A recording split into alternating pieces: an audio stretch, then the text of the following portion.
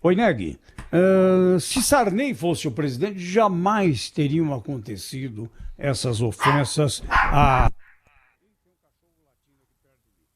Já não teriam acontecido todas essas ofensas, não é? Falta formalidade, não é isso? Bom dia, Zé Paulo, bom dia a todos. Exatamente, você vê o seguinte, toda vez que você encontra um grande problema com uma explicação muito simples, saiba que a explicação simples ela está errada, né?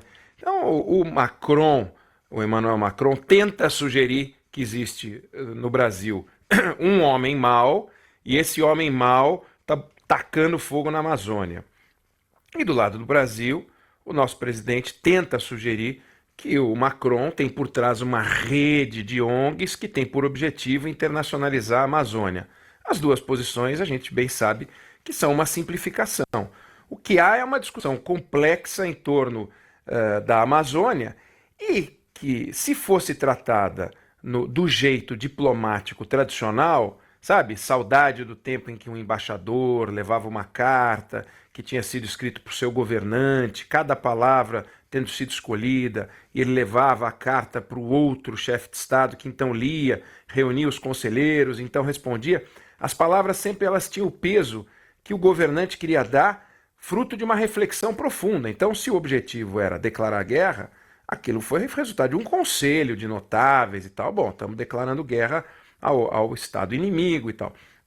Nessa diplomacia digital que a gente vive, nesse ambiente em que a gente saiu da diplomacia dos embaixadores para a diplomacia presidencial e daí para a diplomacia presidencial digital, as declarações internacionais se assemelham a impulsos, impulsos.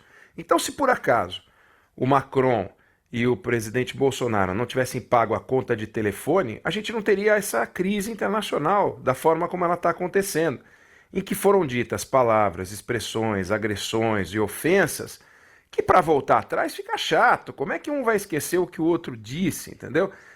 Na tentativa de ser mais popular para os seus seguidores, porque um tem não sei quantos seguidores, outro não sei quantos seguidores, cada um tentando falar com a sua tropa digital, e esquecendo o seguinte, gente, questões diplomáticas, elas são de vai e vem. Tanto são de vai e vem que o presidente Bolsonaro, neste episódio, ele começou com declarações muito fortes, inclusive contra o presidente do INPE, que apresentou os primeiros dados de queimada na Amazônia. Depois ele veio para uma declaração oficial, um pronunciamento à nação, onde ele já posicionou de uma forma diferente, continuou agressivo em relação ao presidente francês, mas já também nas decisões de Estado, tirou um pouco das imposições que havia feito. Ou seja, todas as decisões de Estado, tanto do lado de lá quanto do lado de cá, têm sido mais conservadoras do que as decisões, do que as palavras de seus líderes, de seus presidentes. De forma que a formalidade, você lembrou o exemplo do ícone, né, da formalidade, do ícone da liturgia, aquele que jamais seria capaz de falar uma palavra fora de lugar, sabendo que pode até não fazer a coisa certa, mas nunca vai morrer pela boca. E o peixe morre pela boca. Oi, Então é Neg. preciso tomar muito cuidado. É o Rafael, bom dia. A gente, é claro, Bom dia, acompanhou mais o que aconteceu do lado de cá, né? Por razões óbvias. Então viu o filho do presidente, o Eduardo Bolsonaro, se referindo de maneira pouco educada ao presidente francês, o próprio presidente Bolsonaro fazendo piada com o fato de o presidente Macron ser casado com uma mulher mais velha do que ele. O ministro da Educação aqui do Brasil também fez troça, ferro no Macron. Isso tem consequência para além da rede social? Isso tem consequência na sua avaliação, na vida prática, na relação diplomática entre... É claro que os interesses comerciais em algum momento se sobrepõem a qualquer outra coisa, enfim, né? A gente já viu aí inimigos darem as mãos pouco tempo depois por questões de pragmatismo absoluto, né? Mas a gente não está testando alguns limites e não corre o risco de em algum momento cruzar uma ou outra fronteira aí e não conseguir voltar, Eneg? Eu acho difícil que uma crise dessa possa ter esse caráter irreversível, né?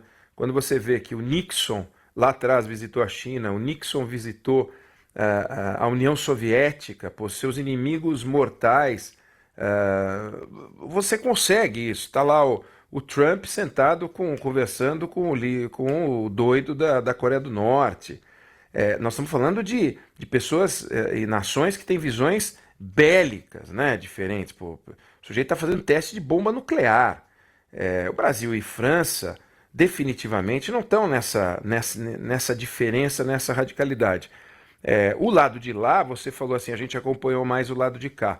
O lado de lá é a mesma coisa. O Macron vive um problema muito sério interno, mas bota sério nisso. Ele está com 20% de popularidade. 20% de popularidade, sendo que esse cara era a revelação das urnas. Ele era o Macri, ele era o Bolsonaro, ele era a grande novidade. O líder de um movimento, né? Não de um partido político. De um movimento. Né? Tudo bem que ele não era tão fora da política quanto o Bolsonaro, ainda que o Bolsonaro tivesse sido deputado, porque ele foi ministro, né, de Estado, mas o importante é o seguinte, esse cara foi recebido feito o Macri. Eu estou comparando com o Macri porque o Macri está na mesma roça, né? Ele chegou todo pimpão. E aí começou a colocar uma agenda de mudanças que começou a custar popularidade. O presidente Bolsonaro também está sentindo o que é perda de popularidade. E a perda de popularidade é o combustível do seu governo. Aí vai fazendo. Quando começou a crise dos coletes amarelos, em que o governo começou a defender aumento de imposto, mexida na Previdência, etc., aquilo virou caos, não acabou, virou caos. Aí ele passou o final de semana que teve encontro do G7. Gente, se você pegar a lista, Rafael, das declarações que o Macron deu, não é que ele falou sobre a Amazônia, ele falou sobre a Amazônia, ele falou sobre a briga Estados Unidos-China, ele falou que a França não pode ser vassala das superpotências, ele falou que tem que taxar o Google, o Facebook, o Twitter, o diabo. Ele deu declaração sobre tudo, porque ele está em busca de um discurso. Quando aparece um homem em busca de um discurso, num país que tem uma tradição agrícola, com os produtores mamando na teta do Estado, porque lá aquilo é um protecionismo inacreditável, tudo tem subsídio e tal. E você pega a economia, que só no agronegócio, diga-se de passagem, é a mais capitalista e produtiva do mundo, e você pega essa economia, e essa economia está fazendo uma integração com o seu continente, você diz, eu estou frito, agora que eu vou apanhar aqui, já estou com 20 de popularidade.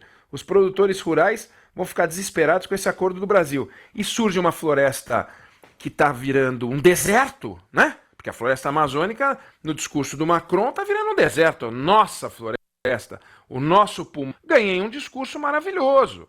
Do outro lado, um presidente que responde do mesmo jeito que o Macron responde com o coração, né? O coração para o presidente Bolsonaro não é um órgão do corpo que alimenta simplesmente de sangue o cérebro. Ele também pensa. Então, vai ao mesmo tempo. Tem hora que é o dedo mais rápido e tal. Isso a gente está vendo com o Trump, a gente está vendo com o Macron, a gente está vendo com o presidente Bolsonaro. E se a gente for olhar, a gente vai ver outros líderes que também fazem isso. Não é que eles são uma exceção no mundo. Mas isto é uma novidade para nós. Porque a diplomacia, tal qual era antes, que é a questão original, ela era feita exclusivamente com o dedo, né, escrevendo a pena aquelas palavras muito refletidas. Agora não, inclusive quem usa corretor ortográfico, muitas vezes acaba, lembra a brincadeira do maldito corretor? Você vai escrever uma palavra, ela já corrige a outra. Isso na diplomacia não existe, né? A palavra é a intenção de quem a escreveu. Valeu, Oineg. Nós voltamos a conversar na... Que dia é hoje? Quarta? Na sexta-feira. É isso. E às 7h20 da noite tem o Jornal da Band.